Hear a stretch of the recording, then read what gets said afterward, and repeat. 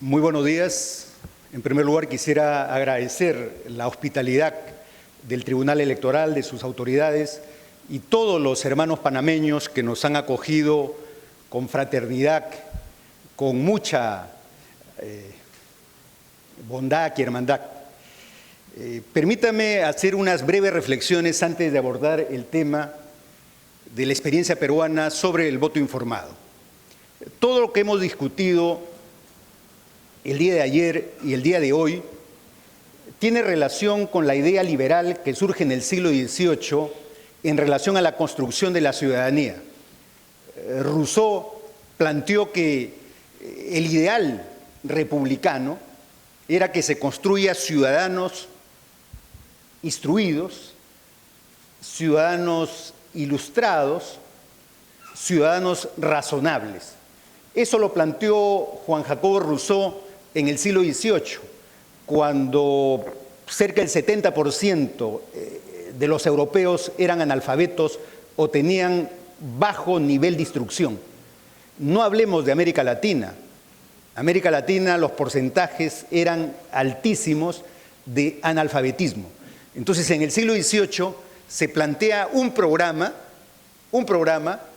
para generar ciudadanía y con eso consolidar la democracia. Pero ¿qué ha ocurrido en estos 200 años? Se ha cumplido parcialmente el ideal rousseauiano.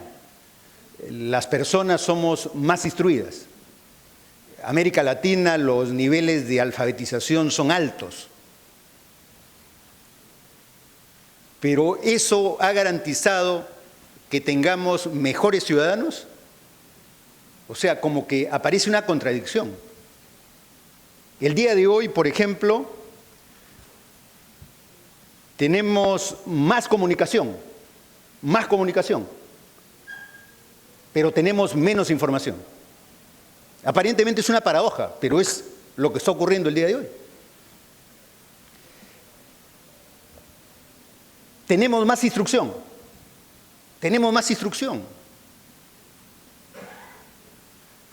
En Estados Unidos, por supuesto que hay más instrucción,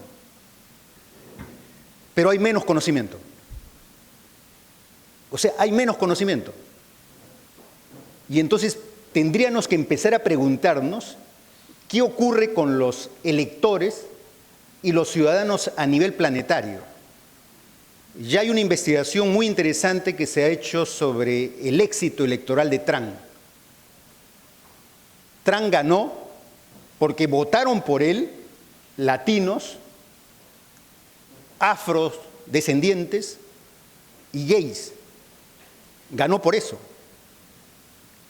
Ese electorado parece una contradicción. ¿Cómo pueden votar los gays, las lesbianas por Trump? Sí, votaron y en número significativo. No fueron grupos marginales. Millones de votos fueron hacia Trump. Entonces la pregunta sería, Juan Jacobo Rousseau, ¿se cumplió tu ideal? ¿Se cumplió tu ideal? ¿O vivimos una contradicción entre el exceso de comunicación y la falta de información? Entre comillas, mucha instrucción y poco conocimiento. Ya la UNESCO, a propósito del tema, ha dicho que dejemos de pedir derecho a la educación. Todos los latinoamericanos pedimos derecho a la educación, derecho a la educación. La UNESCO ha dicho, un momentito, se están equivocando de conceptos. Lo que hoy día hay que demandar es derecho al conocimiento, no derecho a la educación, no derecho a la instrucción. Instrucción tenemos cualquiera, conocimiento tenemos muy pocos. Y entonces en el escenario de la política, hoy día ocurre algo importante con los sistemas electorales en América Latina. Los sistemas electorales tienden a profesionalizarse, tienden a ser estables, tienden a buscar su legitimidad en el ejercicio, en el conocimiento del derecho electoral, del procedimiento electoral, del derecho administrativo, de lo que el colega llamaba la teoría electoral. Sí, conocemos derecho electoral, el procedimiento, nuestros códigos, nuestras leyes, pero tenemos una carencia estructural. No conocemos al elector. Y nosotros como institución partimos de esa certidumbre. Sí conocemos derecho electoral, pero no conocemos al elector. Y por eso en el Perú hicimos un acuerdo que me parece que fue trascendente, de hacer una investigación de campo sobre el elector peruano. O sea, las normas, los procedimientos, tienen que ir sobre un sujeto concreto, no sobre un sujeto abstracto, sino sobre la idiosincrasia de cada región, de cada municipalidad, de cada país. Hicimos una investigación sobre 10.000 personas, contribuyó la academia, sobre el elector peruano. Y esta investigación nos ha permitido tener valiosa información, que muy resumidamente voy a darles. Esto ha sido publicado en un libro, está en la red, sobre los hallazgos sobre el elector peruano. Por ejemplo, en esta lámina se señala bajo qué consideraciones se elige a un candidato. Y hay 3 elementos preferenciales. Es por el nivel educativo, o sea, los electores ponderan cuál es tu nivel profesional, y en el caso peruano, por los antecedentes judiciales. Nivel educativo, nivel profesional y antecedentes judiciales. El elector, y acá dice la lámina, no va porque sea militante, no va porque haya estado en un partido político 30 años, eso no es importante para el elector.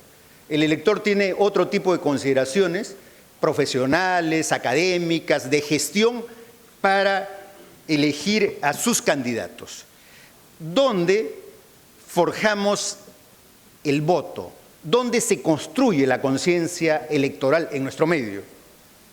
Se han identificado 2 elementos importantes que son los medios de comunicación, los medios de comunicación en general, televisión, radio, la red y periódicos en último lugar, y un elemento antropológico propio de nuestras sociedades en la familia.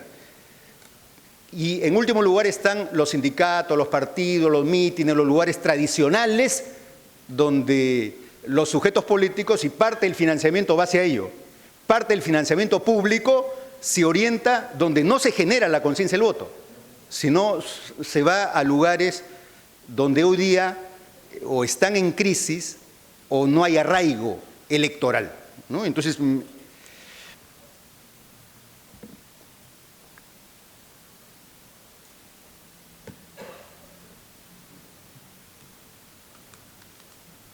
y un tema que nos llevó a tomar medidas normativas es dónde, en qué momento y cuándo se informan de la campaña electoral. Y los datos ahí son contundentes en 3 grandes aspectos. En el debate general, en el debate presidencial, en las entrevistas televisivas y en los noticieros de televisión. Y todo este extremo son las actividades tradicionales donde en el siglo XX se hacía política, ¿no? En la universidad, en los sistemas tradicionales de intercambio de opiniones. Esto tiene que ver con esta lámina que me parece que es muy importante para los peruanos. No sé si para los panameños. ¿Cuándo determinó la certidumbre su voto? ¿Cuándo? ¿En qué momento? Un año antes, el 10% de los electores. Eso también corresponde con otra encuesta que se hizo. De cada 10 peruanos, ¿cuántos militan o simpatizan ardientemente con un grupo político? De 10, 1. Ahí está, ese es el 1%. O O sea, el 10% que milita, que tiene una ideología, que tiene una formación política, determina, independiente de los candidatos, con previsión su voto. El 90% que no tiene militancia lo hace en un transcurso de tiempo interesante. El 30% en los 10 meses antes de las elecciones. Pero el 60%, o sea, la mayoría matemática que va a determinar quién gana las elecciones, lo hace un mes antes. Y hay un porcentaje significativo en elecciones donde son muy polarizadas. Recuérdese, la última elección en el Perú se ganó, el actual presidente ganó con 0.20. O sea, es estrechísimo. El mismo día de las elecciones, el 20% de los electores. El factor determinante decide en ese momento. ¿Por qué señalo esto? Porque en función de esta investigación, que es una investigación amplia, nuestro sistema tomó decisiones. Por ejemplo, una decisión que tomamos en función de este cronograma era que el debate electoral era determinante para elegir, por ejemplo, al presidente. El debate electoral era determinante y, por lo tanto, el debate electoral no podía quedar a la libertad de los medios de comunicación privada para ver cómo, según las encuestas, posesionas el debate. Razón por la cual, desde las últimas 2 elecciones, el Jurado Nacional de Elecciones tiene el monopolio del debate electoral, porque las cifras lo están diciendo. O sea, el elector decide su voto en ese transcurso de tiempo. Y entonces el jurado ha establecido el monopolio del debate electoral, ordenándolo, dándoles el tiempo de exposición necesaria, dando trato paritario, no trato preferencial, dando un conjunto de consideraciones para que el elector se eduque, y las encuestas lo dicen, que gran parte de los electores decidió su voto en el debate electoral, razón por la cual tomamos un conjunto de medidas. Y el otro tema, no menos importante, era ¿y cuál es el papel de la REC? ¿Cuál es el papel de la REC? Y entonces gran parte de estos electores, incluso aquel que toma la decisión en el día, lo hace en función de la información que da la REC.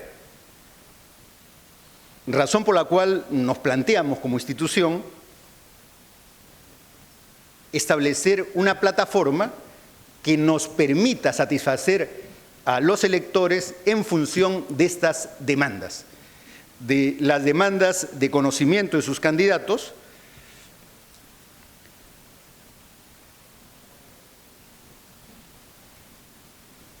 para todos los cargos de función pública. Por ejemplo, el próximo año tenemos un reto inmenso porque tenemos elecciones regionales y municipales, postulan un promedio de 120.000 ciudadanos como candidatos para ocupar 12.000 cargos como concejales, alcaldes o gobernadores regionales.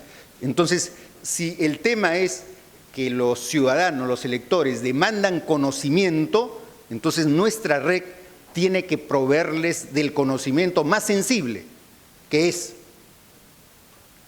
nivel profesional, nivel educativo, especializaciones, trabajos, ingresos, propiedades que tenga el postulante al momento de hacerlo. Y otro rubro que tiene mucha importancia en nuestro medio es el tema de antecedentes judiciales, ¿no? Los antecedentes judiciales es uno de los lugares más visitados por los electores para identificar a sus posibles candidatos. Entonces, hemos hecho una plataforma que permite ver todos esos elementos y programar el debate, pasar el debate e informar permanentemente las 24 horas del día el desarrollo del proceso electoral. De tal manera que ante la competencia de comunicación que existe, hemos partido de un criterio que también es fundamental. O sea, ¿cuál es el éxito de las redes? ¿Cuál es el éxito de las redes? Tema que se investigó también. El éxito de las redes es la credibilidad. O sea, abundante información, pero ¿a quién le crees? Y entonces nuestro sistema, gracias a los electores, goza de un nivel muy aceptable. Se ha hecho un ranking de las instituciones públicas en el Perú sobre 1000 instituciones.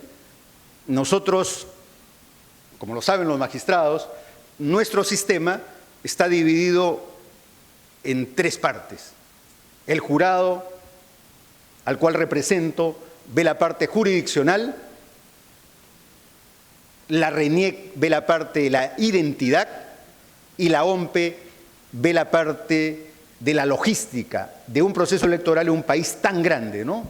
Perú es 10 veces más grande que Panamá, ¿no? Entonces, un país muy grande, la logística es sumamente compleja, poner 200.000 mesas en todo el país. Pero a lo que voy es a lo siguiente: en el último ranking, la RENIEC ocupa el primer lugar como la institución con mayor credibilidad que en el Perú. La OMPE ocupa el 4º lugar y el jurado el 5º lugar. Entonces gozamos de un nivel de credibilidad importante. Es por eso que nuestra página es una página creíble, a tal extremo que hemos sido hasta 3 veces clonados, ¿no? Entonces, en la competencia del mundo no es solamente que puedas sacar una información, sino cuál es el grado de credibilidad que tienen los usuarios en relación a tu página. Y ese es el éxito, la base que nos ha permitido, independiente de los medios de comunicación, hay un debate sobre los medios muy importante en América Latina, ¿no? Ya estuvimos en un seminario sobre ese tema. ¿Cuál es el papel de los medios? ¿Cuál es el papel de los medios? Estamos hablando de los medios tradicionales, ¿no? Los medios tradicionales siguen siendo importantes, siguen siendo muy importantes. En el caso del Perú, el medio más importante es la radio, pero el medio con mayor credibilidad es la televisión. Y el medio con mayor grado de penetración es la red. Y entonces cada medio tiene su importancia. Y en ese debate nosotros hemos podido poner una plataforma con la información que nos proveen los candidatos. Y también allí se han generado problemas en relación a la certeza de los datos, ¿no?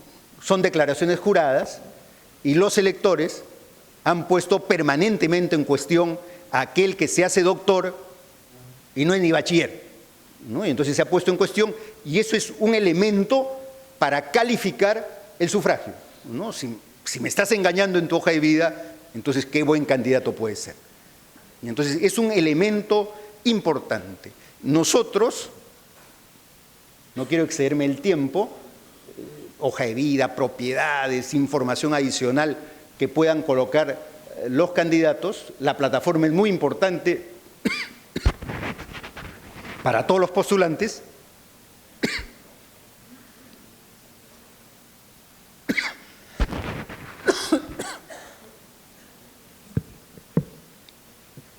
Y sobre un universo de 20 millones de electores, hemos tenido en el último proceso electoral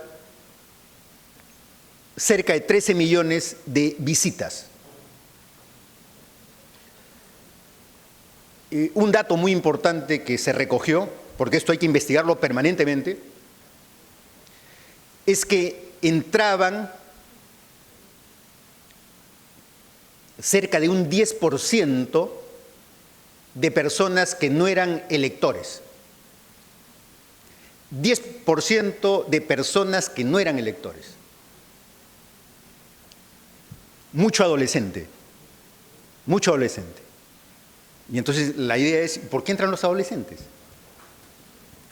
Bueno, los adolescentes son una extraordinaria correa de transmisión. los adolescentes orientan a sus familias. Si el voto es familiar, entonces también son importantes los adolescentes que no votan, porque ellos también, como están en la red, generan opinión. Y a partir de este hallazgo del sistema, el éxito del actual presidente PPK fue que originalmente dirigió su campaña a los adolescentes. Increíble. No la dirigió a los electores, la dirigió a los adolescentes. Y a partir de los adolescentes empezó como una espuma a subir electoralmente.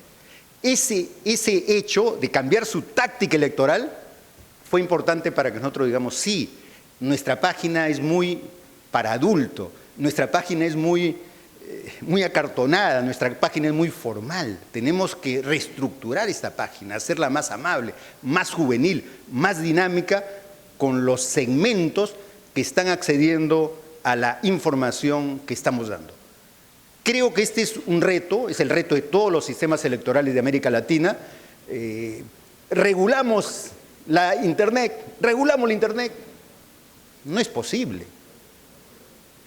Hay que competir. Tenemos un equipo muy joven, esto lo hemos hecho con poco presupuesto. Lo que más nos costó fue la investigación. La investigación sí fue costosa, pero fue importante y valiosa, porque nos hemos puesto como meta periódicamente, cada 5 años, actualizar la información para ver si estas tendencias se mantienen, se modifican, qué ocurre. De tal manera que esta información, que es de acceso público, ha sido importante para los diseños de campañas electorales, ¿no? Investigar, no temerle a la tecnología y trabajar con los técnicos, con los profesionales. Hemos invitado también a especialistas extranjeros a que critiquen nuestra página, a que nos sugieran qué modificar, qué cambiar para actualizar esta página y que en las elecciones regionales del próximo año tengamos una página donde nuestra meta sea tener 20 millones de visitas. 20 millones de visitas, de tal manera que minimicemos el albedrío de los medios privados, ¿no? Hay un albedrío de los medios privados, en algunos países hay abuso de los medios privados. ¿Cómo limitamos esto? Acá tenemos una experiencia importante que nos ha permitido ganar legitimidad dentro de los electores, pero sabemos y somos conscientes que esto es insuficiente. El siglo XXI se presenta como un reto inmenso para todos los sistemas políticos. Cambia la política, hoy día se habla de la posverdad y también se habla de un concepto que a mí me ha llamado la atención, de la pospolítica. La pospolítica es que la política del siglo XX y el siglo XIX era del partido, la militancia, el meeting, la ideología. Todo eso no existe el día de hoy. El día de hoy es el ciudadano emancipado, libre, con sobrecomunicación, pero que carece de información adecuada y pertinente. El Estado, los sistemas electorales, tenemos que suplir eso. Si somos sistemas electorales que nos profesionalizamos, la primera condición, independiente que conozcamos el derecho electoral, es conocer quiénes son nuestros electores. ¿Quiénes son nuestros electores? De lo contrario, podemos estar dando normas que son bienvenidas en México, pero no van a funcionar en Panamá. O normas que funcionan en Panamá, pero no necesariamente en el Perú. Este es un reto. Sé que otros países de América Latina están en el mismo proyecto y queremos que esos proyectos se concreten. ¿Por qué? Porque podríamos establecer niveles comparados.